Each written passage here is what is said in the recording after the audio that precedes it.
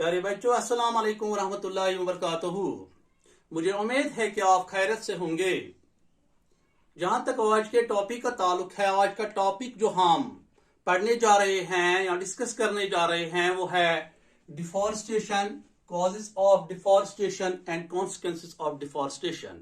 यानी प्यारे बच्चों, ये वो टॉपिक्स है जिनको आज हम डिस्कस करने जा रहे हैं या जो मैं आपको समझाने जा रहा हूं। लेकिन टॉपिक्स को डिस्कस या समझने से पहले मैं आप लोगों को मशवरा देता हूं कि आप मेरे यूट्यूब चैनल बिग थिंक को सब्सक्राइब करें।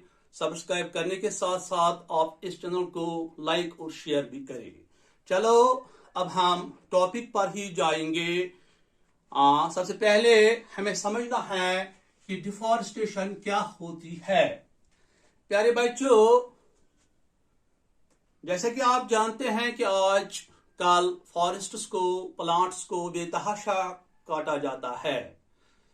पौधे जो होते हैं, जंगलात जो होते हैं, ये बेतहाशा कट जाते हैं।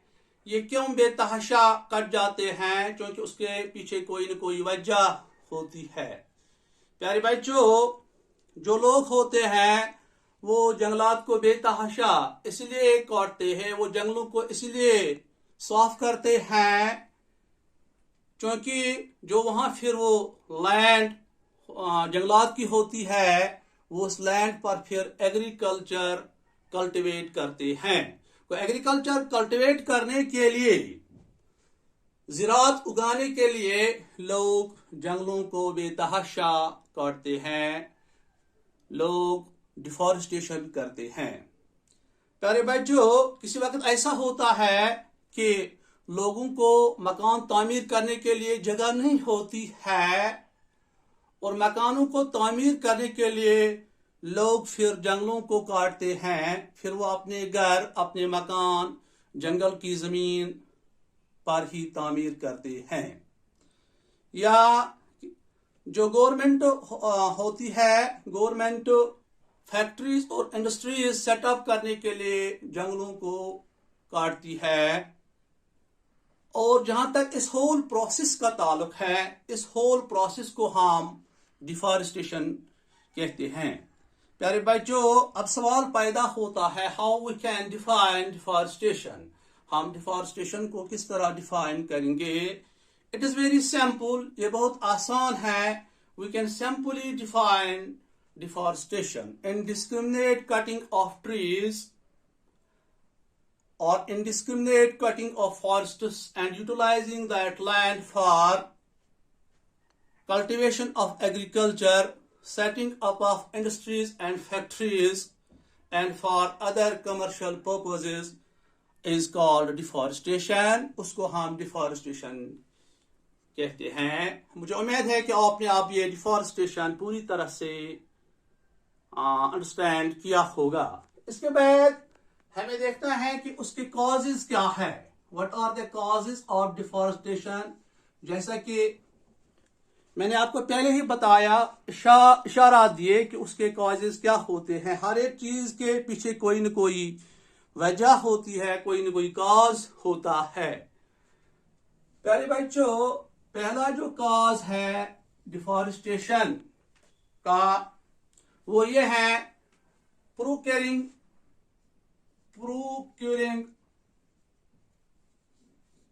फॉरेस्ट लैंड फॉर एग्रीकल्चरल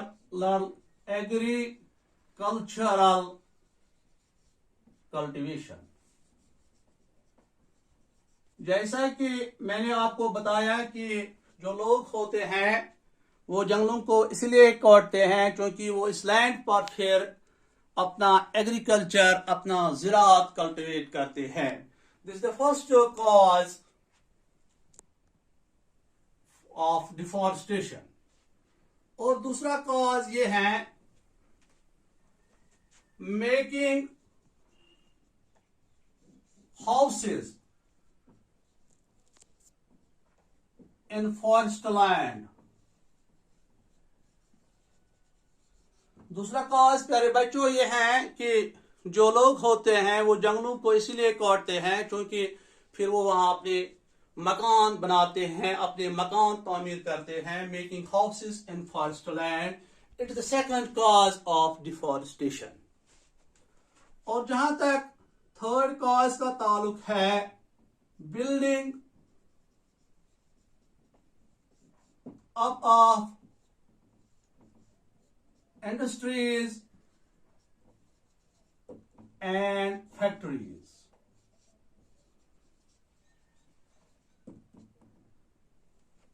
हाँ, जैसे कि मैंने आपको बताया कि गवर्नमेंट किसी वक्त इंडस्ट्रीज और फैक्ट्रीज बनाना चाहता है, उसके पास जगह नहीं होती है, फिर जंगलात काटे जाते हैं और वहां की जो लैंड होती है, वहां का जो जमीन होता है, उस पर वो फिर इंडस्ट्रीज और फैक्ट्रीज बनाते हैं। ये भी एक कॉज है। फिर जो चौथा कॉज है वो है यूजिंग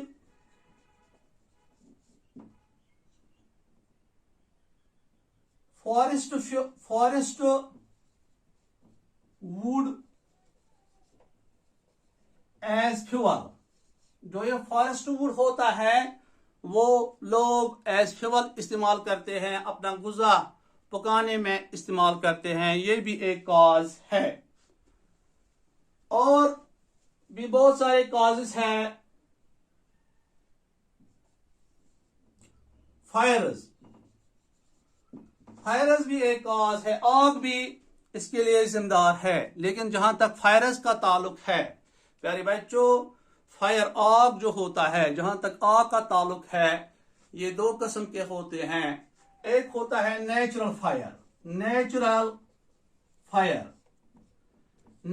फायर। प्यारे बच्चों, नेचुरल फायर क्या होता है? किसी वक्त बिजली कड़कती है, आसमान से बिजली कड़कती है, कुछ विज तुम त्रट पेवान वजमल गसा और वजमलन सत फिर क्या गसान, पत सह नार त्रट पेवान और जंगलस मज आम पेवान और पत अम सत जंगल दजान। हम जंगल कुल हम फॉरेस्ट ट्रीज हम दजान, जंगलस नार हेवान और यह नार कुछ साथ पत अनकंट्रोल गसान, इससे भी डिफॉरेस्टेशन हो जाती है। तो इसको हम नेचुरल फायर कहते हैं। इसी वक्त क्या होता है, लोग कोयलों को बनाने के लिए जंगल का रास्ता इख्तियार करते हैं, फिर वो वहां आग देते हैं और किसी वक्त क्या होता है, आग अनकंट्रोल हो जाता है और उससे भी फिर डिफॉरेस्टेशन हो जाती है। जो ये जंगल होते हैं ये जल जाते हैं। उसको हम कहते हैं मैन मेड फायर, या उसको हम सिंपली कहते हैं आर्टिफिशियल फायर।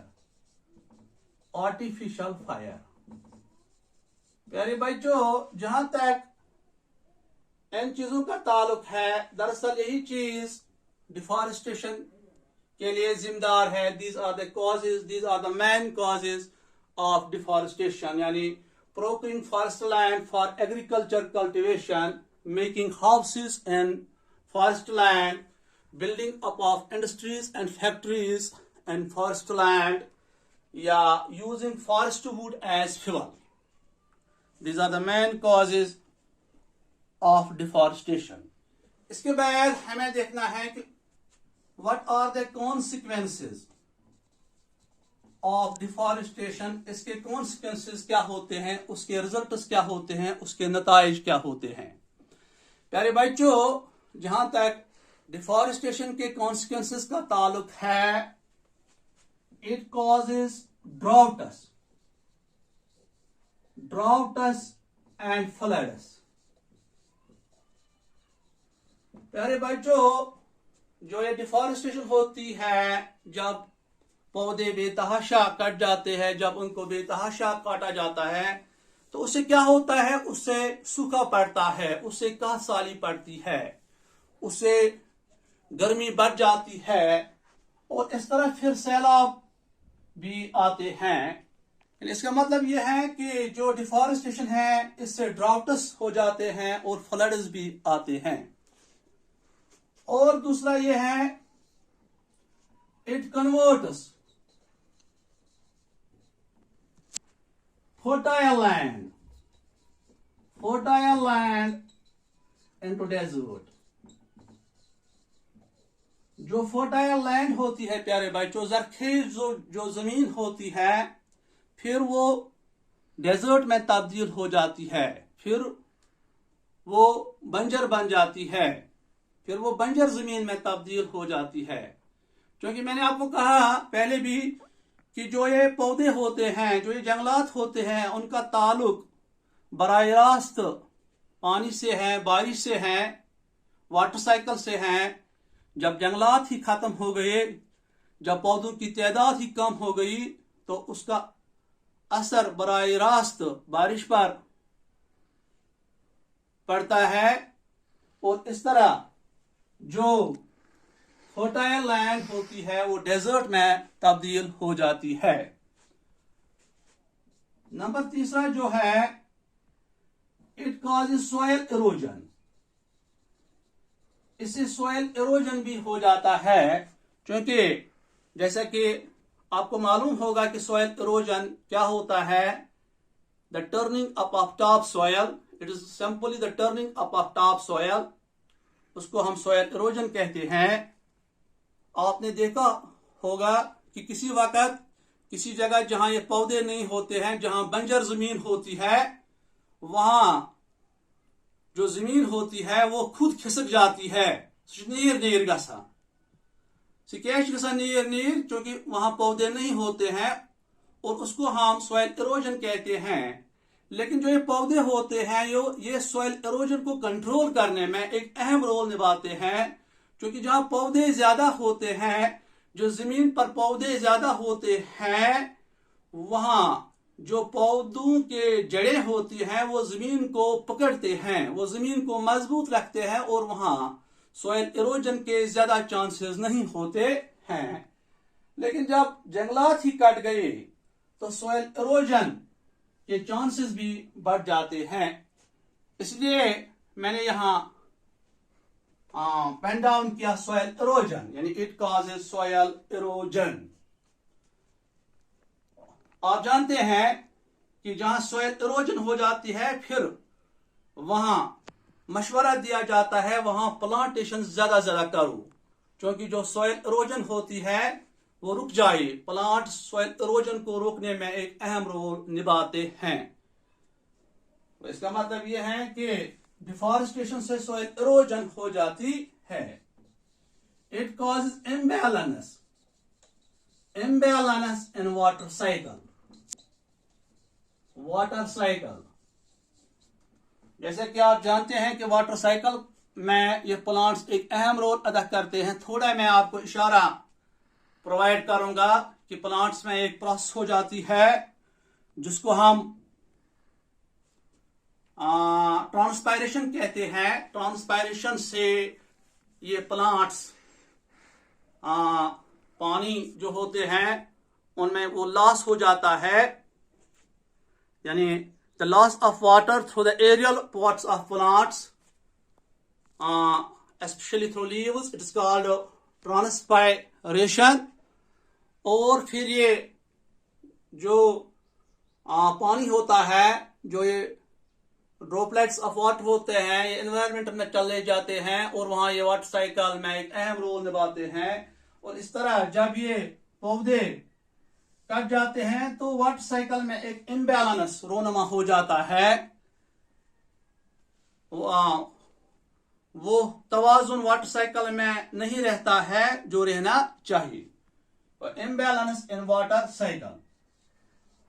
और it cause also global warming. इससे ग्लोबल वार्मिंग भी होता है। प्लांट्स के बेतहाशा काटने से, पौधों के बेतहाशा काटने से ग्लोबल वार्मिंग हो जाता है। क्योंकि जो ये प्लांट्स है, थोड़ा मैं आपको इशारा करूंगा, plants use carbon dioxide to make their food.